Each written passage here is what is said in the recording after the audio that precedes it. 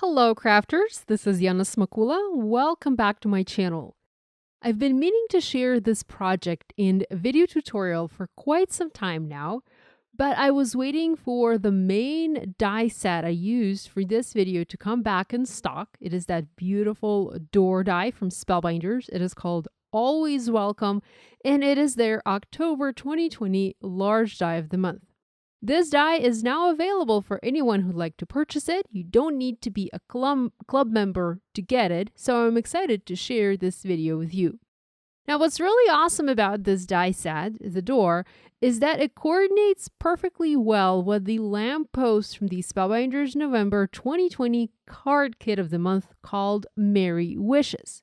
Now, you get loads of other supplies in the card kit, but what I was most excited about was the die to make that lamppost. I had this idea to create a larger scale card featuring the door and the lampposts on either side of the door. I also wanted to add a window above my door and really go all out when making this card. So this is what this video is all about. It's going to show you how to create a slimline Christmas interactive door card. And it's also going to use a bunch of other die sets from Spellbinders to create a fabulous little scene. So let's get started. Now, when you get your card kit from Spellbinders, you also get this little printed insert. Gives you project ideas on one side, and then you also have step-by-step instructions on the back showing how to put one of the cards together. And this particular insert for this particular month shows you how to make that card with a lamppost. Now, the lamppost is really fun. It's really well thought out die. It has lots of different pieces that will help you to make your lamppost as realistic as possible. You can really go all out and dress it up in many different ways. You also have a little wreath to add to your lamppost and a bow, and I really like that particular piece. Now, I already die cut and put the door together. I do have a separate video on my YouTube channel showing how to put the door. If you're not familiar with that die, be sure to watch that. I'll have it linked right here. So I've already put the door together, and here I have one of my lampposts cut out. I originally cut it from black cardstock, but I later changed my mind and did my die cutting from a different color cardstock. I pulled out this paper pad from my stash. This is from Tonic Studios, and it has lots of sheets of gold cardstock. Some is textured, some is smooth, but very beautiful, very pretty, unique cardstock. Now, I went ahead and used this particular sheet for my lamppost today. I added a sheet of double-sided sticky tape to the back of this paper. I used adhesive sheets. They're called white liner sheets from Fun Stamper's Journey, and I just added a sheet of that to the back of this paper before die cutting it, and that allowed me to create a sticker, a die cut sticker for my project. This just makes it easier, a little bit easier to put your die cuts together, especially when you have a die set like this, where there are lots of different pieces.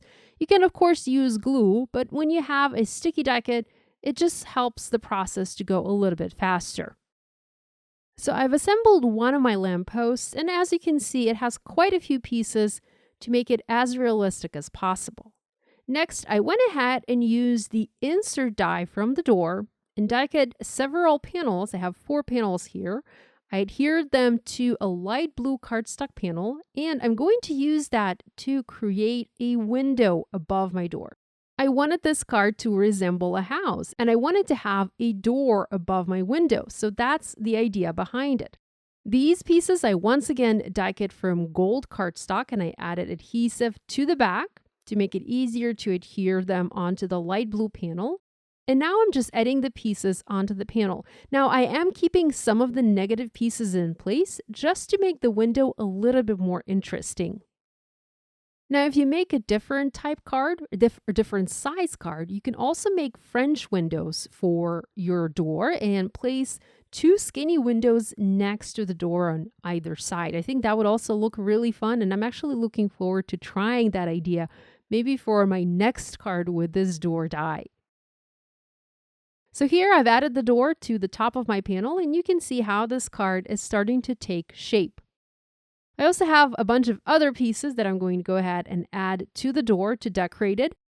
I die cut pieces from several other die sets from Spellbinders. Now here I have a little die that says North Pole, and this one comes from the small die of the month for November 2020 called Frankie Goes to the North Pole. That's also where the tree comes from.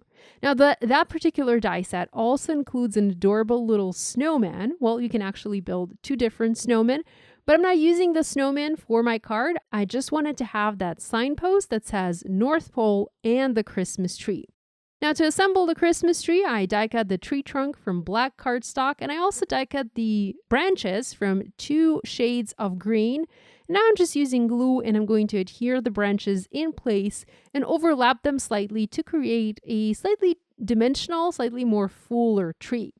Now, instead of using ornaments to decorate my tree, which you can do that, I'm actually going to use the little envelopes from the door die to add the little envelopes to the tree as ornaments, as decorations. I think that's kind of different and an unexpected idea, and I really wanted to try that and have it look like the tree is decorated with a bunch of different envelopes.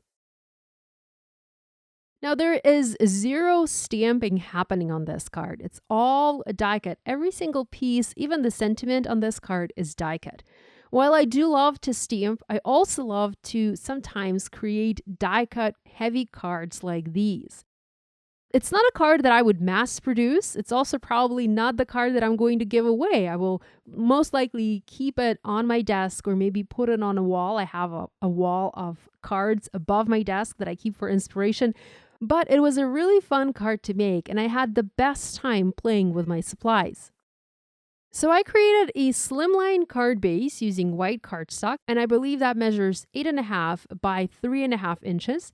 I also cut a light gray panel, and I used my scoring board, and I just scored it at about 1/2 inch just to add a little bit of texture to my background. Now I'm using glue and going to adhere the door onto the background. I'm not adding glue where the door is, where the door opens. I'm actually adding a panel of light blue cardstock so that when you open the door, you have a different color cardstock behind it. And that's where you can write your message or maybe add a photo of your family or include a gift card if you want. Now I'm adding more glue and just going to go ahead and adhere this entire cluster onto my scored panel. And I'm making sure to align this towards the bottom of the panel. Now I will trim some of that front porch or the front step and some of that top part of my door just so that nothing goes outside the edges of the card. Having done that, I am also going to add the little window that I created, and for that I'm using foam adhesive tape. I really want to pop it up on my card just to add a little bit of dimension, and I'm just going to place it above the door on my card. It is helpful to use the grid lines of my grid pad that I use on my work surface just to make sure that I have everything nice and centered. Next, I'm using scissors to trim that excess off. It would have been nice to keep it, but I didn't think about that at the beginning, and the card base that I made was a little bit too short to accommodate that, so I had to trim that part off. Next, I'm using a couple of pieces of cardstock. This is just scrap cardstock from my stash. I adhered them together, and I use these in place of foam adhesive. I don't have any fun foam left that I usually use to add dimension to my cards, so sometimes I use scrap cardstock, and I just stack several sheets together and use them to add dimension to my project. Now at this point, I decided I wanted to remove that wreath from the door and place it on that top window. It wasn't adhered in place too firmly, so I was able to pull it off easily and reposition it at that top window over there. I added the North Pole sign, and I also added little poinsettias to that wreath. And now you can see me adding the little envelopes to the Christmas tree as decorations. Now I also at first added little skis to the other side of the door, but I later removed them as I didn't like how they looked on this particular card. I really like the way that this project turned out. I had lots of fun die cutting the pieces. I really like that the size of the pieces from the different sets from Spellbinders, they work well together, and I'm able to use the tree, for example, together with my door die to add a little tree. I could also put the tree inside the door as if it is inside the house. And then I can use the little snowman outside the door as if the snowman is sitting outside the door and greeting the visitors. So you really have lots of fun options for this project, for these die sets from Spellbinders. And like I said, I'm really glad that they coordinate, and the size of these and the style of these also works well together. So here's a look at the finished card. I personally love the way it turned out. I hope I've given you some inspiration and ideas to try with your Spellbinders die set. And if you haven't yet grabbed the door die, be sure to do so. It is available now, and you don't have to be a club member to purchase it. Thanks so much for joining me today. Love you guys, and I'll see you next time. Bye.